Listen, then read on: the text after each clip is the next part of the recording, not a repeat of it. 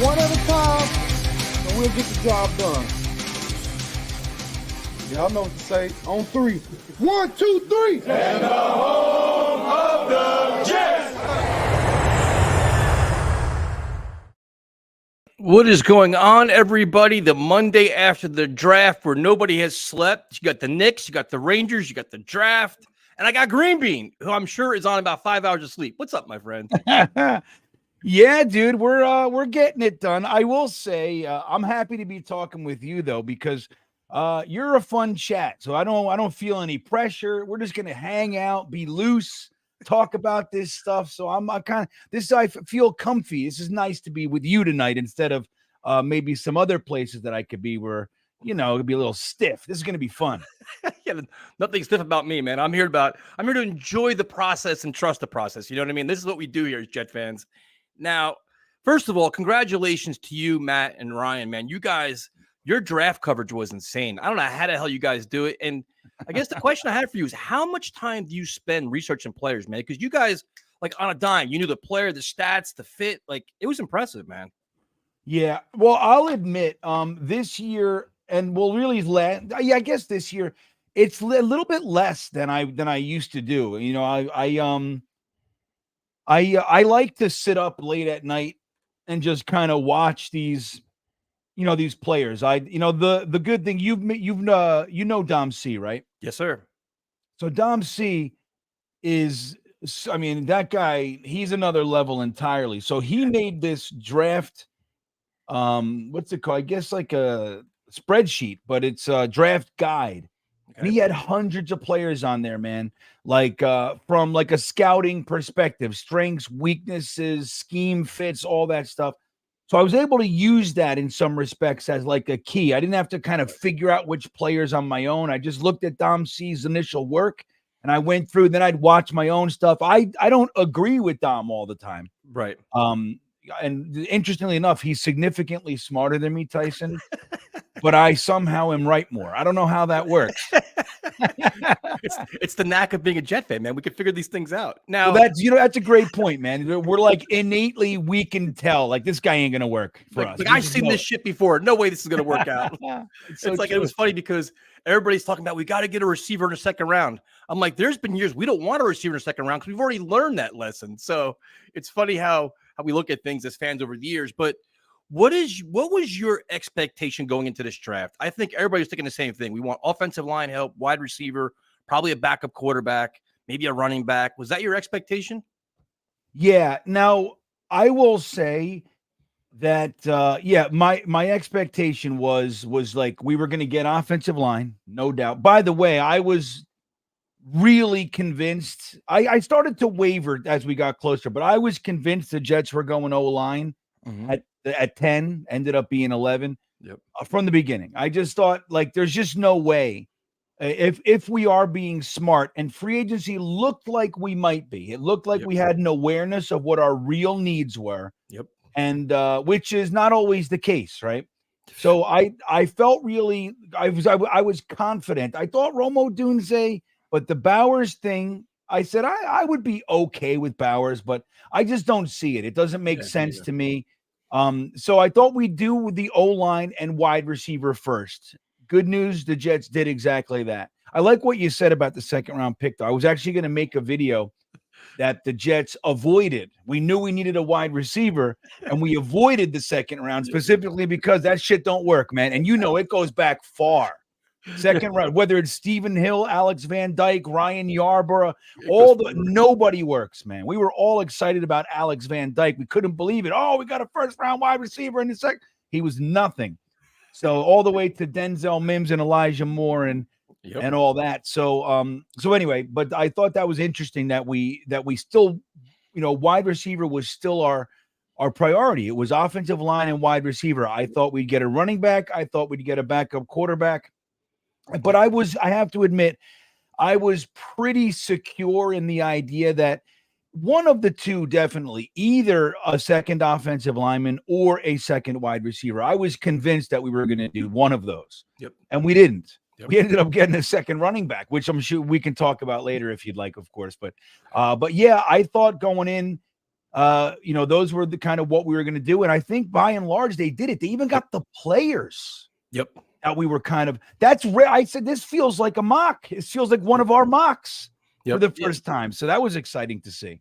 Yeah, usually the players we covet, we don't get. And they were pissed off like 2 years later because they go into be Pro Bowl players or whatever else. So it was interesting. Right. Now, at pick 10, did you, at any point in the draft in the first round, did you want to trade up? Because I'll be honest, I wanted to trade up to the Bears at 9. I'm like, you know what? Odunze's here. It's one spot. How much could that possibly cost? That's where I was looking initially. Was that your feeling too? Or you're like, you know what? I'm complete to staying at 10.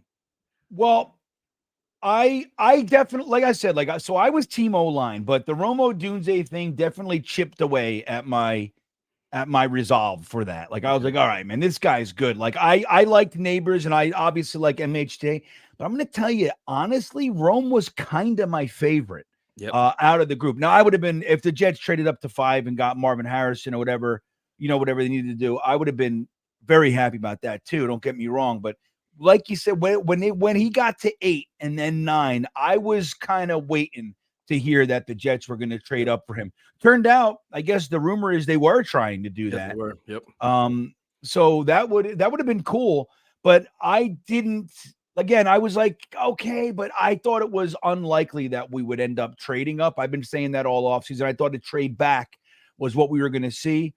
And not exactly the way I saw it happening, but it ended up happening that way. So that was interesting too. So then, they stay at 10 and actually trade back to 11, but you're like, they're trading back. They know the guy they want. He's still going to be there. Now, what was your pick there without knowing what the Jets are going to do? What were you going to take at 11 then? Well, so I said it like right before the draft. And then like when the picks were going, when we were up, I said, this is going to be Fashanu. Mm-hmm. It's going to be Brock Bowers, or Fuaga or Brock Bowers. Like, I couldn't tell who the Jets really liked there. Right. I was team Fashanu there. Like, I just thought if Olu Fashanu's on the board, I think it's just a no-brainer, especially if you're going offensive line. They could get cute and take another guy. I thought they might have taken Latham if he was there. But when it was Fashanu, I was pretty confident that was the guy. That was who I wanted. And I liked the trade back, Tyson. Yep. And I thought it was literally risk-free. Like, it was just free picks. We did that years ago. Do you remember? I forget how old you are, but do you remember the 1994 draft? Were you watching? Like, of course. Right? Yeah. Okay.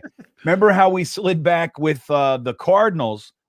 We wanted Marvin Jones. It was all day, every day. That was our player. But yet we kind of talked the Cardinals into the idea that we were going to take Harrison Hurst. Yep. And we said, give us Johnny Johnson. Blair Thomas isn't working out. Yes. Give us Johnny Johnson. We'll slide back one spot. And then we got our own guy, the guy that we wanted the whole time. So I loved that Joe Douglas did that. We were able to take 203 and make it 157, which ended up being the pick that we used to get Malachi Corley. Yep. And then we got that 4th, which we could talk about all the trading, man. I have it all written down and I still lose track. I don't know what the hell all that was, but getting a free 4th for nothing and getting the same guy, I think it's a really masterful job by Joe Douglas to get that done. And it was because he probably said, look, I got other teams are going to jump you, man. Yep. Other teams are going to jump you. He could have slid back a little bit more, but then you risk losing your guy. So I thought it was a good move. Yeah, no, I did too. It was a no-brainer. Like, you knew your guy was still going to be there. You get compensation. It was no risk. Nothing wasn't like last year they trade back and they lose Broderick Jones. This year it's one spot. You're going to get the guy you want. It's no big deal. Were you surprised by half of the fan base being so pissed off at the Olu pick where it was like, oh, we need a playmaker. Joe Douglas sucks. This is ridiculous. I mean, I expected it because you had the Bowers guys that were just out of their minds. But were you surprised at the backlash where people were just that upset about this pick? Yeah. Well, like you said, I mean, I knew if it's not Brock Bowers, there's going to be a period of like complete and utter disbelief because they were convinced he was the pick all along. And it's funny because it just shows how different people can really be, right? Because I didn't see it. Not that I didn't see. I'm like, all right, well, hey, maybe, I mean, the guy's a good player. No, I don't think anybody was saying otherwise, right? But I just didn't see them doing that. I thought if they do that, that is a really weird move from my angle. But the people were legitimately like blown away that he was on the board and they didn't take him. Holy shit.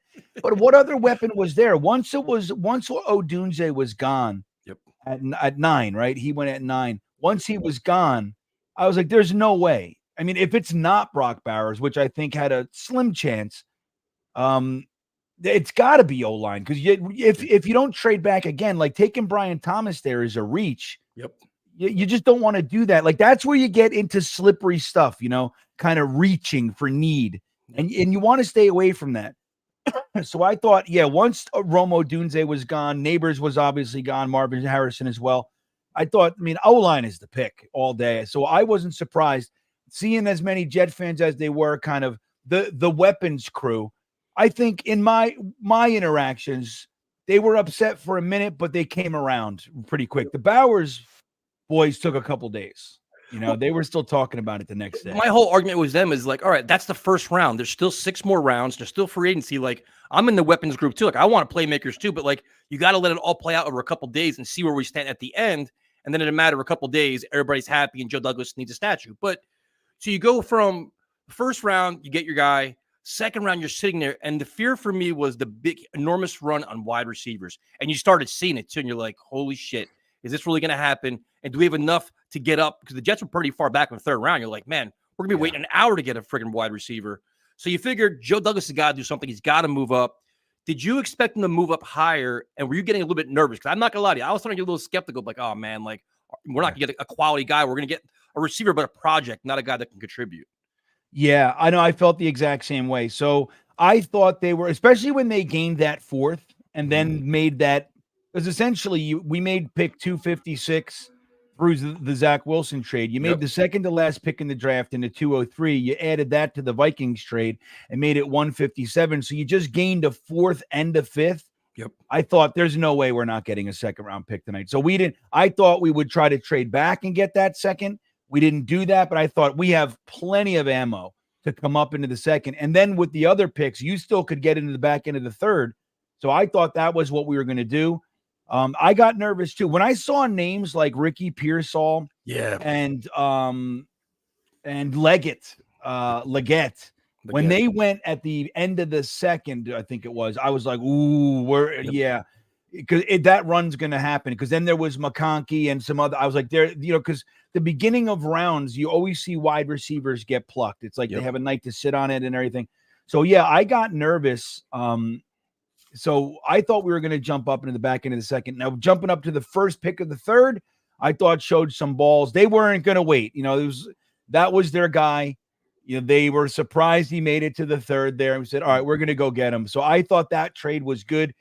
Not the most aggressive, but aggressive enough. 7 picks to get to that first pick. Now, today, we're going to get the guy we want. And I think at least we did that. So that made me pretty happy. Yeah, like they had conviction too. Like they knew it was their guy and they got to figure out a way. The one interesting thing that Joe Douglas kept saying is we kept trying. Like that was their story. Like all like the could haves and should haves. It didn't play out, but it's like, all right, we still got our guy anyway, which was, I think he was staying tight to what his draft picks were and didn't want to give up crazy compensation. So when they moved up to the third round, who did you want there? Because I know who you wanted because I listened to your guys' stream when it was going on. But who was the wide receiver that you wanted? Well, I forget who else was there at that point. I'd have to look. There was a couple, but Malachi Corley was he was high up there. I was like, okay, if we get that guy, he's going to be able to give us a lot of what the Brock Bowers crew is like hoping for. Right. He's going to give us a lot of that. Maybe not to the extent that maybe a Bowers can. I'm not sure. Bowers is a little bigger, so he could potentially do some more things with that, yard after the catch, breaking tackles and such. But Malachi Corley gives you that. I got to say, my biggest surprise, and I openly stand corrected. I was convinced that Malik Washington, Yep. not only would he not make it out of the third round, but that he was a viable option for the Jets. So I thought that they would jump at the opportunity to take a guy like that. He ended up going to Miami, which pisses me off, but he was one of my favorites in the whole draft. I mean, I know he's little, he's 5'8", so I get it. But I thought, man, the guy's just so talented. So I could have seen him go there, even though he ended up going in like the 6th. So he hung around a lot longer than I thought. But if the Jets would have taken him at 72, I wouldn't have been surprised in the slightest. Now with Corley, everybody sees the same thing. It's a yak king, all these different things.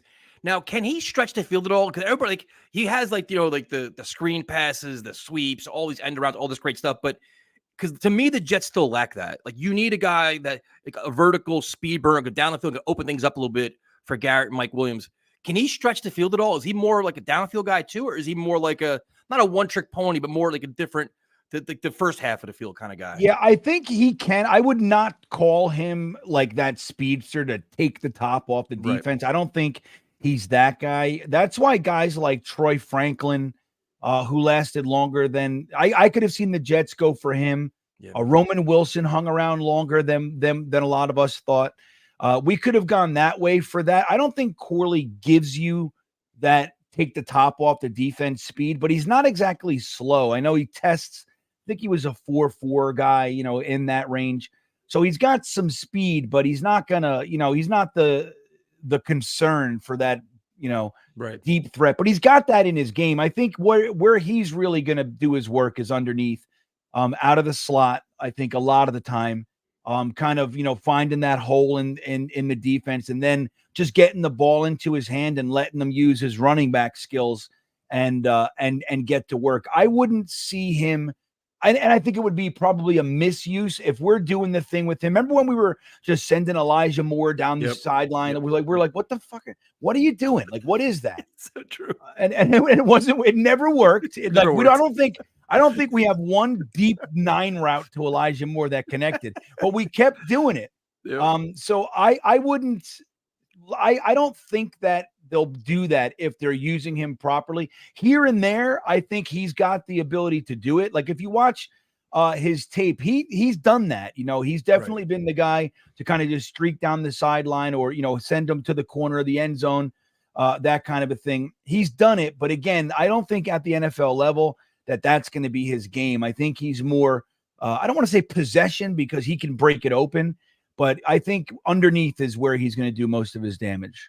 Now, how do you feel about the Jets wide receiver room in general? Because I'll be honest, like, I have concerns still. Like, obviously we love Garrett Wilson. I have no regard for Lazard whatsoever. Brownlee and Gibson, we don't really know what they are because Zach Wilson was so bad, but I still think they're like just developmental guys. Mike Williams, when is he going to play? Week 1, week 4, training? Like, we don't know. I kind of want another piece, like whether it's Tyler Boyd or whoever, Beckham, or they trade for Sutton, whatever you want to do. But do you feel comfortable with the room, or do you think, I need another insurance piece? Because I'm actually, to be honest with you, I'm surprised they didn't draft a second receiver. I was like, double up at wide receiver, get a second guy.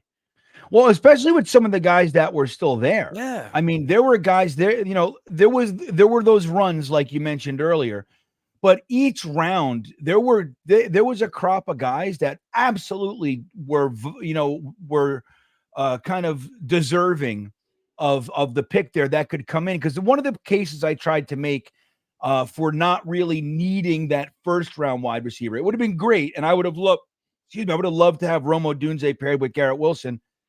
But we're not really in need of wide receiver 1. Like I said, Mike Williams, I'm concerned about the injury. That's why I was a little bit tempered with my excitement. I was more excited about the Taylor Ham sandwich, the whole thing around,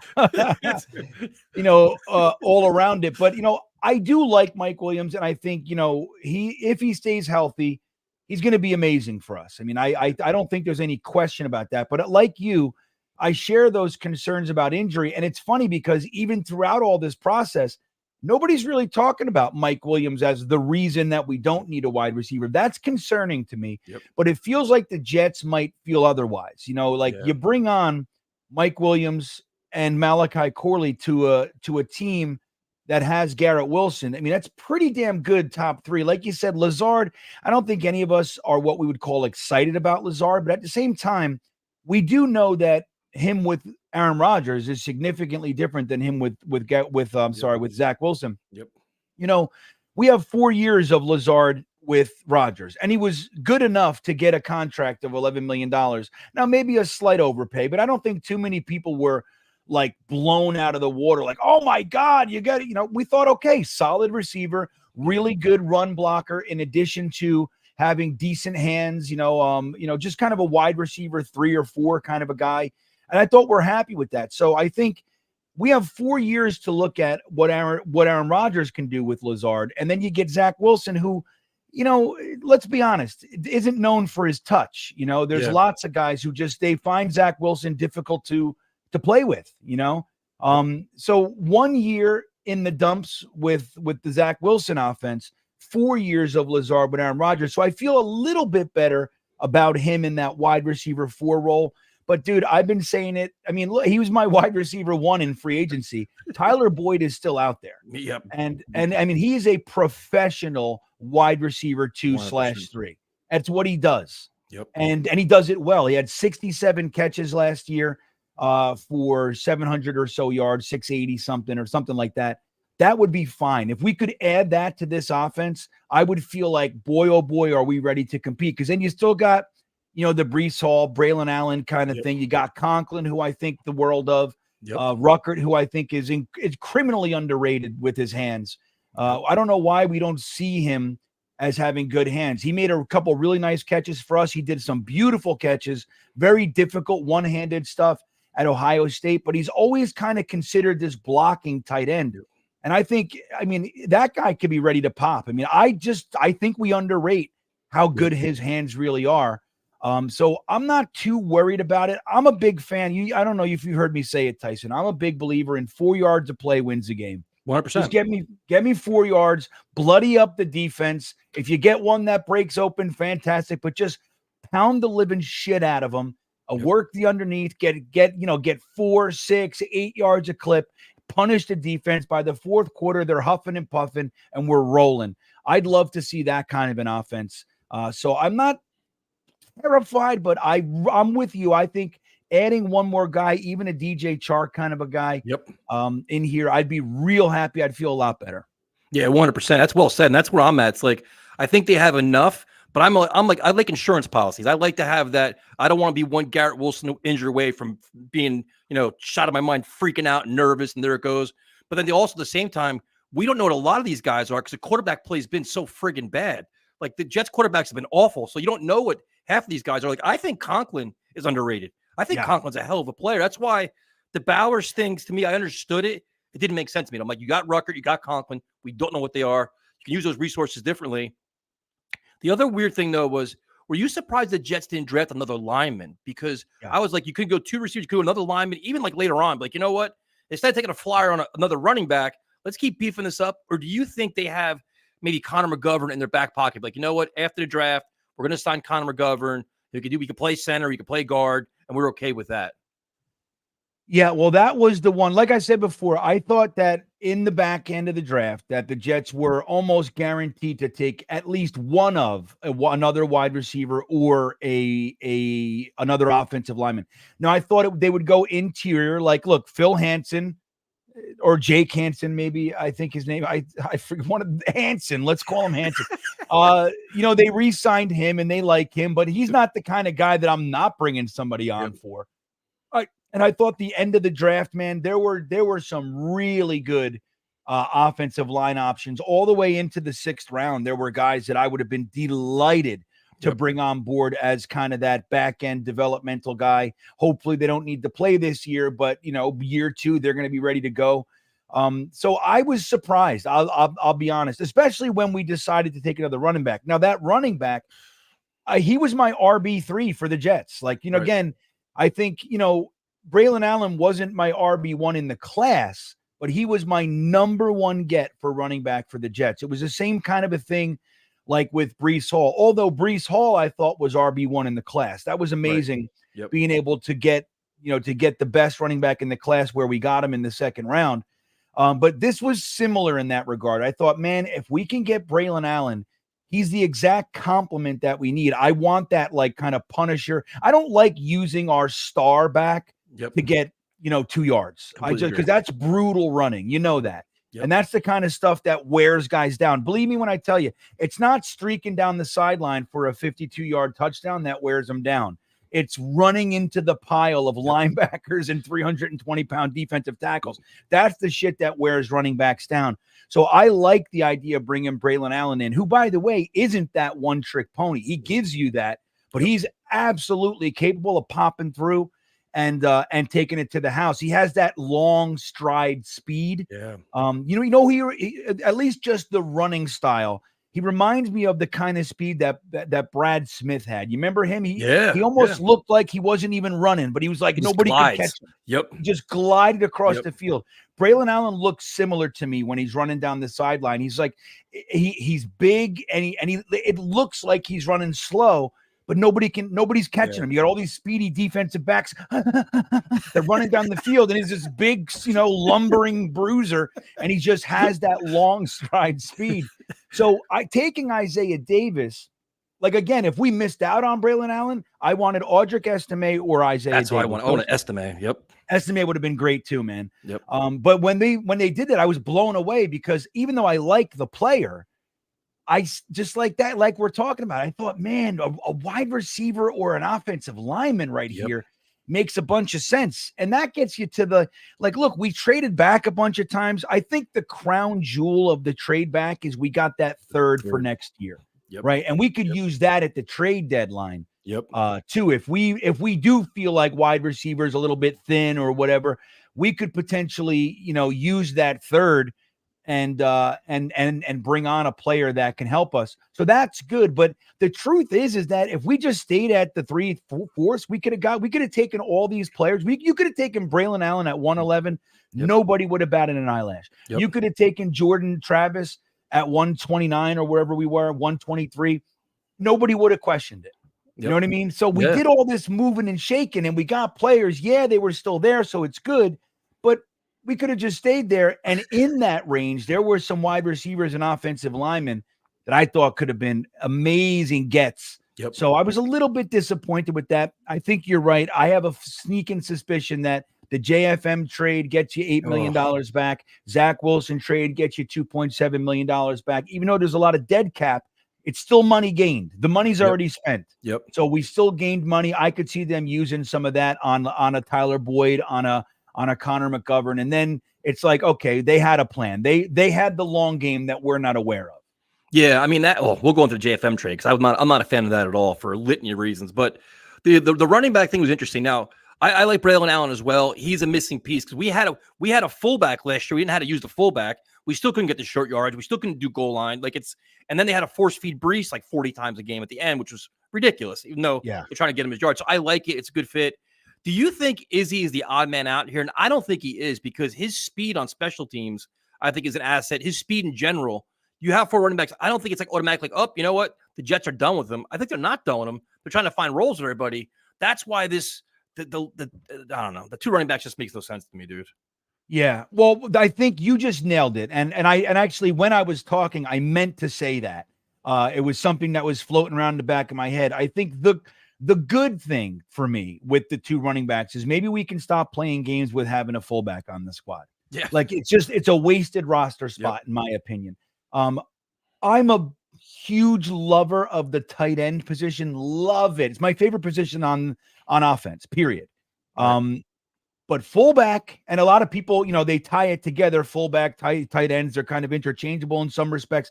That said, I don't like fullbacks anymore. I'm done. Even though I'm an old school ball control kind of pound it mentality, I just don't like the fullback. And like you said, it's like, I mean, we couldn't get the short yardage. Anyway, you bring the fullback on the field and you kind of know what's going on. You know what I mean? You know what we're trying to do. And I just don't like it. So I think bringing on these guys that can give you that fullback kind of battering ram, it enables you to have actual playmakers on the field that could do more than Bawden can do. Or is it Bawden or is it Bo? Yeah, Bawden. Bawden, yep. I'm always saying Bohannon. Remember Bohannon? Tommy Bohannon. Yeah. I actually like Tommy Bohannon. Don't do that's a sad thing. I mean, and I like Borden too for what it's, for if we're gonna have him. I like him, but I think it's a dying position. Yeah.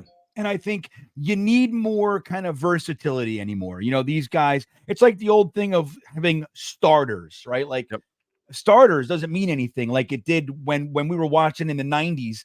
Your starters were on the field all day. You know what I mean? That's who it was. Like it was Marvin Washington, Jeff Lageman, Dennis Byrd, and Mercero all day long. Maybe there was there's goal line packages and things like that, but that's who you saw all day. It's not the same anymore. Like there's lots of rotating.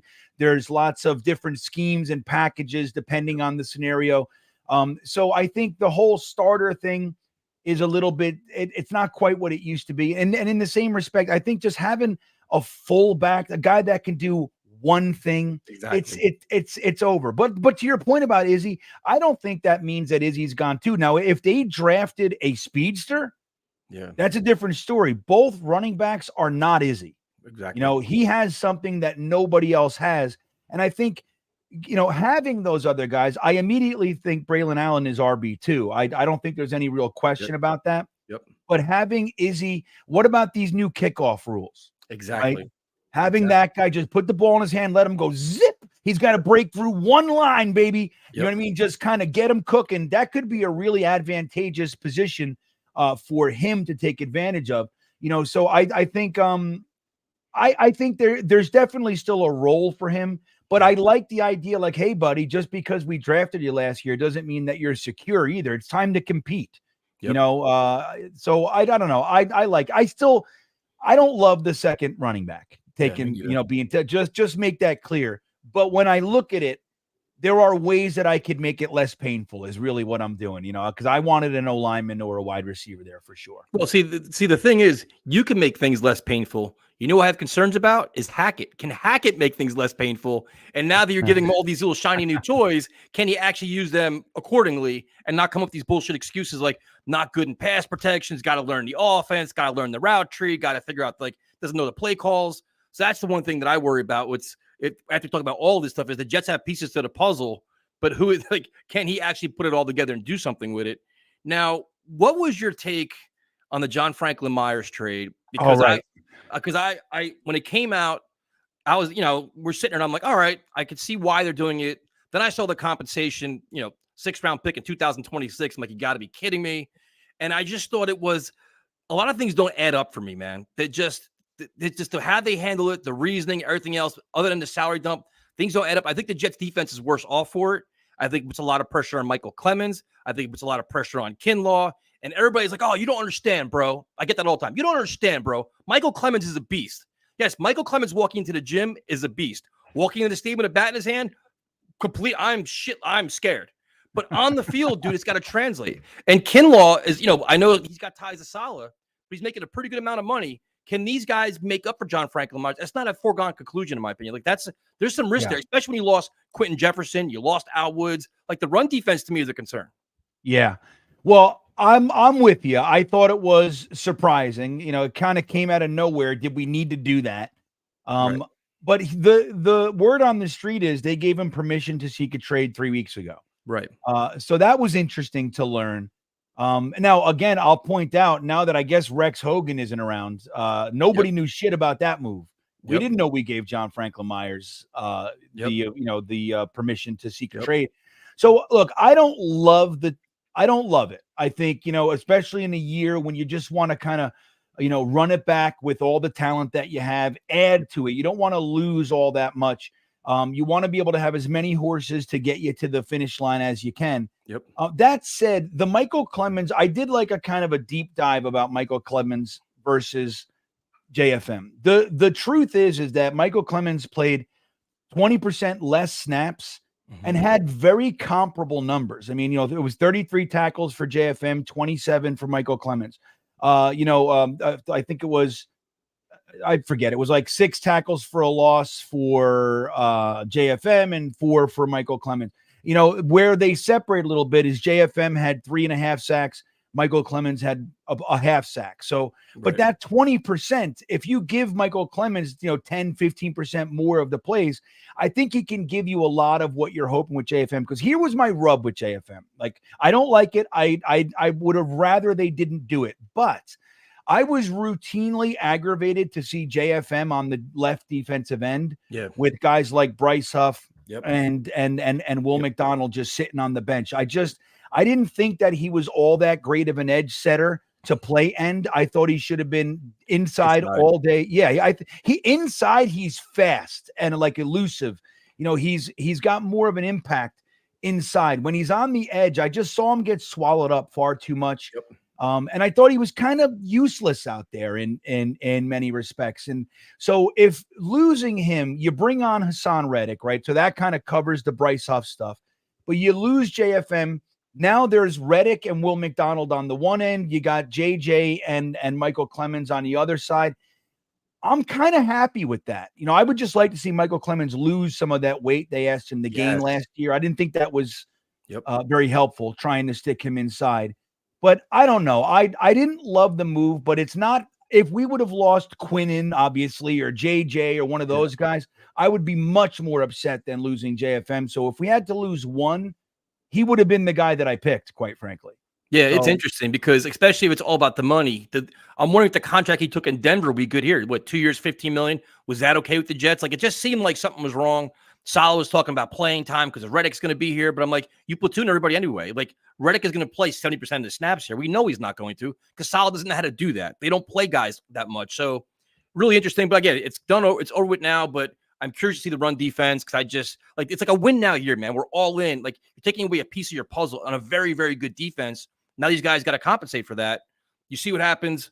Now, in terms of backup quarterback, I think we all knew the Jets were going to get one once they traded Zach because it's a perfect scenario. Aaron Rodgers, Tyrod Taylor, this kid's not going to see the field for 2 years.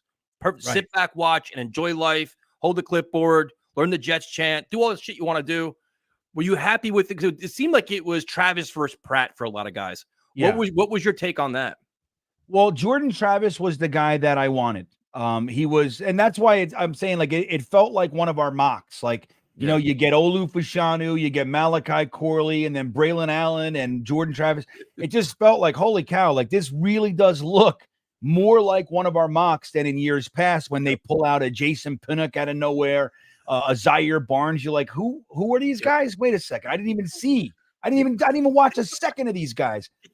So sometimes I think the Jets get too cute. So I liked that they stayed in the pocket of guys that we see every year go to other teams and become good.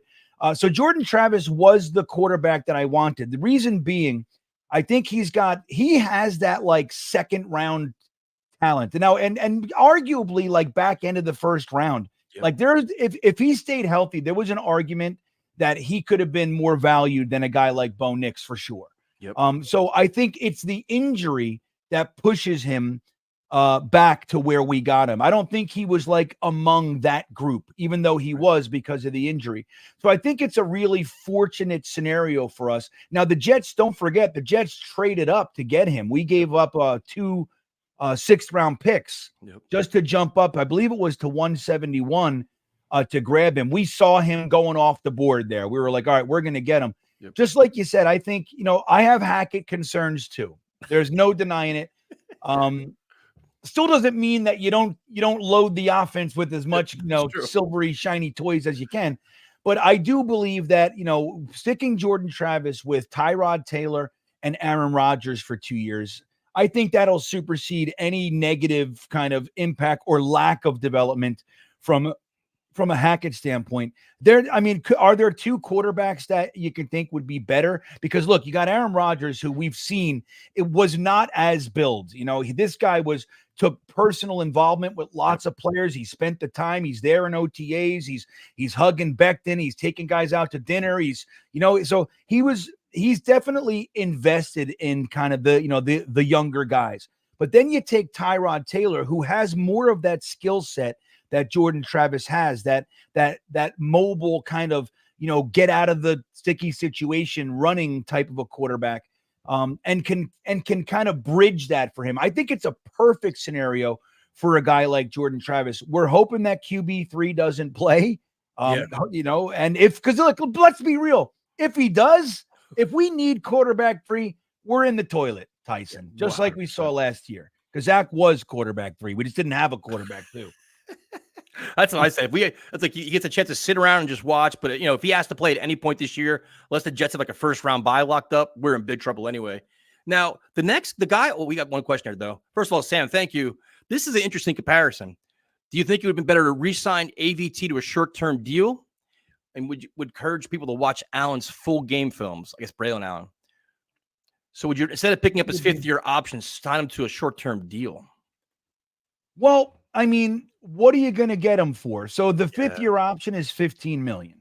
All right, that's essentially what it is. It's like 15 and change. I forget what it is, but what are you going to sign him for? I mean, what's not going to be insulting? That's less than $15 million for the level of guard that he is. I mean, I think you just want to show him like, hey, kid, we know you had a rough couple years. It's not like it's a nagging ankle or a nagging knee. It's not the same injury. He injured an elbow, and then he had the Achilles. Look, we had 3 or 4 Achilles tendon injuries last year. Yeah, it's ridiculous. So I think this kind of shows them or shows him, hey, look, we still believe in you. We know it was fluke. We got your back.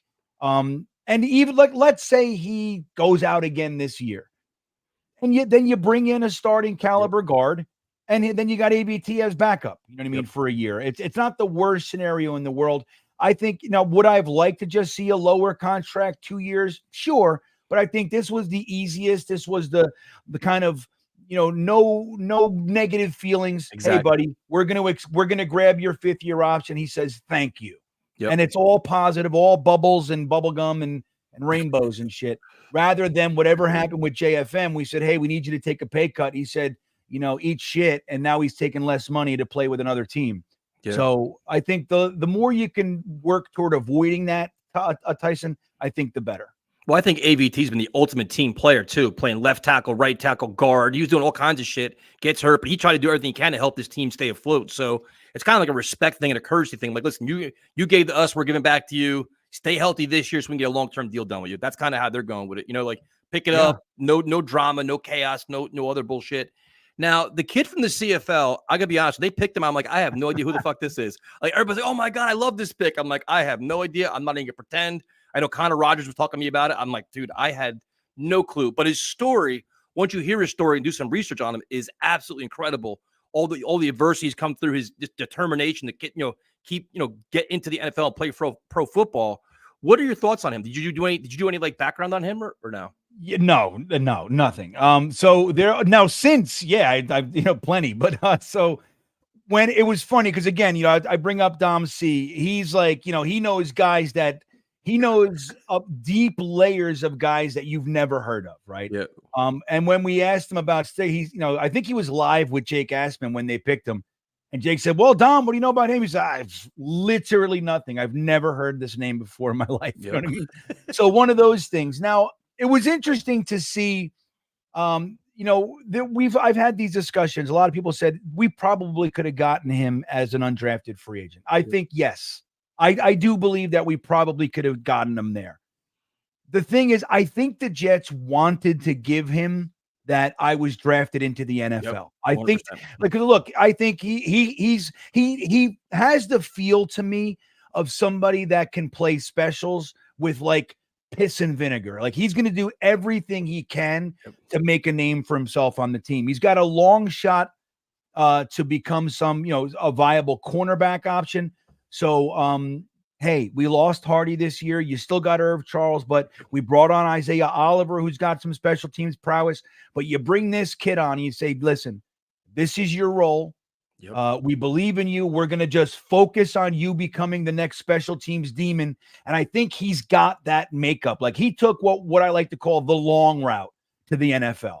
Yep. So this kid landing here is one of those miracle stories. And we've seen them not work out before. It doesn't necessarily mean that it's going to work, but I think he's got that makeup. The Jets loved him. I think they overdrafted him a little bit, but I think they made the decision to give this kid something and kind of have that positive vibe coming in. So, hey, look, he's a hard worker. He's got physical skills. So I think there's a chance for him. Special teams, man, replacing Hardy's not going to be as easy as people think. No, I agree. And also he's going to learn from some great corners too. He's got Sauce, he's got DJ Reed, he's got some guys he can learn from as well. So it's like just find a role for him. If it is playing dime or playing safety, whatever you do, you can find a role for him. Special teams, like you said. So a couple more questions for you. First of all, thank you for your time. But now we got free agency is come and gone. The draft is come and gone. We're getting ready to go to like mini camp and slowly to the training camp. Mr. GreenBean, we have been friends a long fucking time. And I'm already after the end of last year, I was so down on Douglas and Saleh. I hated everybody. I hated football. I just wanted to give up on everything. But slowly but surely, they make us buy back in. You see the pieces, you can buy it. You see the blueprint, you see the plan, you see the potential, you see all these things. Would you say the Jets have the best roster in the AFC East? Yeah, I would. Now the only problem with us is that it all depends on injury, right? Again, and it's been our problem. I don't love that, like we talked about Mike Williams. If Mike Williams is on the field, we haven't had a 1-2 like Mike Williams and Garrett Wilson since Decker and Marshall, without question. Agreed. So and then before them, it was like Braylon Edwards and Santonio Holmes. Before them, Keyshawn and Crabette. So it's only happened a couple times. Yep. But the problem is he missed 18 games the last 2 years, 14 of those just last year, and he's not going to be ready for training camp. Yep. So it's a concern. Tyron Smith. We haven't had a left tackle like Tyron Smith since DeBrickashaw Ferguson. Now, Becton, I believe, could have been that. I'm a firm believer that the injuries changed him. You know what I mean? He's just not the same player that he was. I loved Becton that rookie year, man. I was like, holy shit. Not only do we have a guy that's going to be good, but he adds nasty to the scene, Yep. So what we haven't had a Tyron Smith in a long, long time. But he doesn't like to finish seasons. I mean, he doesn't like to play every game. So, and then you add Morgan Moses. Love Morgan Moses. It just so happens to be he's coming off of pec surgery. Yep. AVT. Love AVT. Hasn't finished a season in 2 years. Aaron Rodgers, Mr. Healthy forever. If he's on the field, he's the best quarterback in the AFC East without question, in my opinion. Yep. We saw him for 4 plays last year. Chuck Clark, Iron Man. Hasn't missed a snap in his whole career. Comes to the Jets, lose him for the year because he's our answer for you. Like what you were saying, the running game concerns. Yep, true, dude. Taking Jordan Whitehead out, who is a missed tackle machine, and adding Chuck Clark, who might be a little bit less athletic than a Jordan Whitehead, but is a sure tackler. He's the answer to that. Yep. Playing him up in the box, kind of stuffing that running back. Before he starts breaking down the sideline, like, Jordan Whitehead would try to go in for that big hit. Yep. Oh, so aggravating.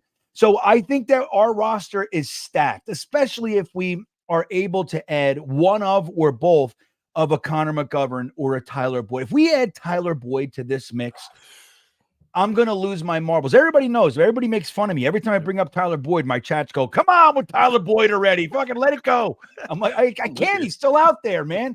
And he was the guy I wanted, even over Mike Williams. I would have been happier if we just brought on Tyler Boyd because he's more of a sure thing to me. Less dynamic, but a sure thing. And so, I think our roster is stacked, Tyson. This team, but it's so funny the way you hear you say that. Even when you're all the way out, the Jets, there's no team like the Jets. Yep. If like they haven't figured out how to get us a ring, they have mastered the art of taking a beaten, battered fan base and getting us to believe every year. Dude, they know how to do that shit, don't they? Dude, last year was, man, there's been some rough years. Last year, like, set me off to no end. I'm like, I can't take it anymore. I'm like, I was there for the Testaverde injury. I was there for the Aaron Rodgers injury. I'm like, this is over and over and over. Now, with all that being said, to me, the expectations, we talked about the roster, health pending, is loaded. To me, it is make a legitimate run at winning the AFC East. You got to make the playoffs and win a game. Is that that has to be the expectation, right? Like, you got nothing less than playoffs is acceptable this year. Oh, yeah. I don't give it because you have your contingency plan. Aaron Rodgers gets banged up. You got Tyrod Taylor. Tyron Smith goes down. You got Fashanu. You have depth. You have depth at the right places. And if you get wide receiver help even more, it's got to be playoffs. It's got to be 11 wins, make a run at the AFC East, right? Am I missing something? No. But look, I agree with that 100%. But the caveat to that is if Aaron Rodgers is coming back, these guys are coming back. Yep. I'm just like, I need everybody to accept that now. But the good news is I believe that we are poised to take the AFC East. Buffalo Bills, I don't know what they're doing. They had a decent draft, so there's that. But whatever they're doing this offseason, it seems like at best a reset. At worst, a mini rebuild. I mean, they kind of shuffled the pieces around, and what they were able to add doesn't necessarily fill everything. Excuse me, that they ended up losing. So they're not the Bills that they were, and we split with them the last 2 years as a 7-win team with Zach Wilson at the helm. Yep. So I think we can mop the floor with Buffalo, in my opinion. If we're on our game, Miami beat the living shit out of us last year, but I think that's more because of our lack of offense. You look at that the Black Friday game, Tyson, which I planned it. I drove up. I gave my buddy, a Dolphin fan, his 50th birthday. I took him with me, and I sat, and that was the worst damn game I've been at. And I've been at some clunkers. I've only seen one win in that stadium. The last win I saw at MetLife was in 2015, bro, against the Jaguars. Jesus. So I don't even know what that stadium feels like. It's like a shithole to me. I go, here we go. I have a great time in the parking lot. Let's go fucking make a miserable night out of this. You know what I mean? So, but it's like, seeing the team, if, during that game, it was like we were going into the half 10-6 or whatever. I forget what it was, 6-0, something like that. And then we throw the Hail Mary and blow it open. And it's like the offense just continually pulls the rug out from our defense. So if we're not doing that, I think a team like the Miami Dolphins, we're built to beat the living shit out of them, to wear them down. They're a finesse team. You know what I mean? Finesse teams are great, but finesse teams, they always wear down. You know what I mean? They never have the kind of the makeup to go the distance. And I think that's exactly the type of team. If we could just punch them in the mouth real quick, they'll fold. That's who they are. We saw it last year. They didn't beat a winning team. As soon as they started playing good teams, they had a slump at the end of the year. They squeaked into the playoffs and then lost game one again, like they've done for 24 straight years. So, they don't scare me either. So and the Pats, I want the Pats week one. I would love to get the damn Patriots when they're coming out with some rookie quarterback and we're ready to feast and just ruin that kid's day, man. I want him week one. I want to just blood in the water, Tyson. Give us the Pats week one. You know what I mean? That's what I want. That's exactly what I want to do. Drop 50 on them. Like, that's how we're starting the year. Aaron Rodgers is just start on a good note. Now, 2 more questions. Do you answer questions from our Muppets in your chat? We got, see, GreenBean, you guys have, you're a professional channel, a lot of good thing. We have mastered the Muppets. We have all the Muppets. We got Oscar, Elmo, Big Bird. I see that. If they come on your chat, will you answer their questions? Absolutely. Of course. I've known Elmo now for years. This is years with Elmo. And one thing I've learned is if you ignore them, it gets ugly. So you're better off just answering the questions because you don't want to angry Elmo, man. Shit goes it goes south really fast. The last question. I'm happy to answer questions from the Muppets. I don't get to sometimes I don't ever ignore anybody, but Tyson, it's hard to keep track of the chat moves fast, man. It does. But I know like, we don't have many things. We got Muppets though. And our Muppets are very vocal when they don't get their way. So we got to keep them happy. Yeah. Everybody knows who you are, but how do they find you? You're doing shows all the time, man. I can't keep up with you guys anymore. When can everybody find you? What's the best times? What nights can they find you? Well, we're still doing the Monday night mock. I'm 50-50 on doing like a recap 10 o'clock mock tonight. I told my wife I wasn't. She was like, "Good, you need the sleep," but I'm over here thinking I'm going to do it.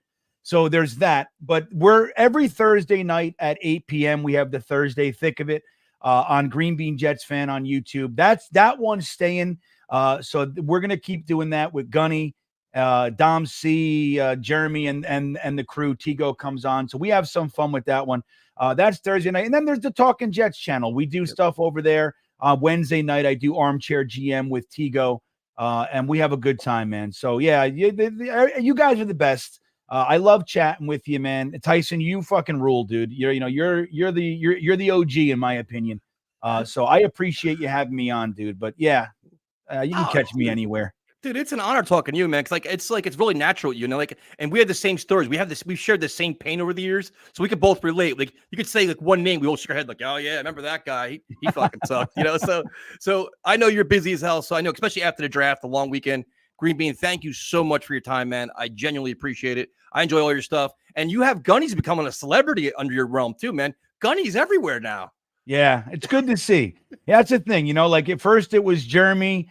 Dom C, then it was Gunny, and we did Frankie. Frankie from Flatbush is kind of poking his nose back in. I hope he comes back into the content. I miss Frankie, but yeah, that's why I love to have shows with some of the smaller channels. Maybe expose them to an audience that they haven't seen, hasn't seen him yet. Because these guys are great. Gunny's Gunny's awesome, man. So if you haven't checked Gunny out at Situation Report, you're missing out. He's really good. He knows his stuff, and he lived with his wife, and all his kids are Green Bay fans. He lives in enemy territory, so we got to stick together with this guy. We got to help him out. No, I love him, dude. We had him on like a week ago and talked to him. It was awesome. So I know you got to go, dude. Thank you again for your time, man. Definitely appreciate it. Everybody's gonna check you out. I'll tag you and all the stuff too, and that's it, man. Have a great night, man, and get sleep eventually. One of these days. We'll see, Tyson. But thank you, man. I always enjoy coming to hang out with you. Thank you, man.